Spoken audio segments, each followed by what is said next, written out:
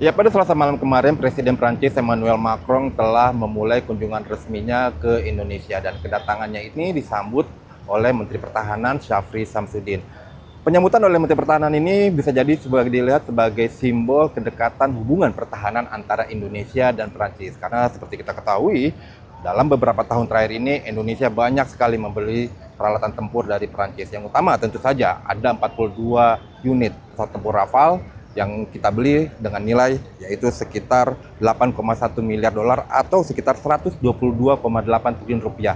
Dan Indonesia juga membeli 2 buah kapal selam kelas Scorpion yang nilainya yaitu mencapai 2,1 miliar dolar atau sekitar 33,5 triliun rupiah. Dan sebelumnya Indonesia juga sebenarnya banyak sekali membeli peralatan tempur dari Prancis. Seperti misalnya ada 2 pesawat Airbus A400M, pesawat angkut, itu nilainya adalah sekitar 400 juta dolar. Dan kemudian juga sebelumnya Indonesia membeli H225M Caracal, yaitu helikopter angkut untuk TNI Angkatan Udara yang jumlahnya saat ini sudah mencapai 14 unit.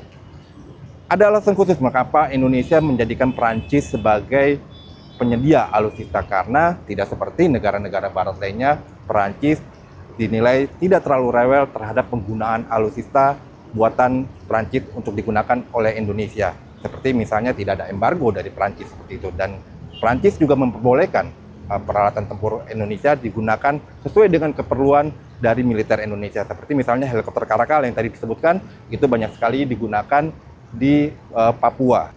Kerjasama pertahanan Prancis dan Indonesia sebenarnya sudah jauh berjalan lama sejak sebelum masa pemerintahan Prabowo ataupun di sebelum masa reformasi seperti itu. Karena memang di tahun sebelumnya di masa Orde Baru, Indonesia misalnya pernah diberikan lisensi untuk memproduksi helikopter Super Puma. Selain itu beberapa peralatan tempur seperti misalnya Panzer itu juga banyak disuplai dari Prancis.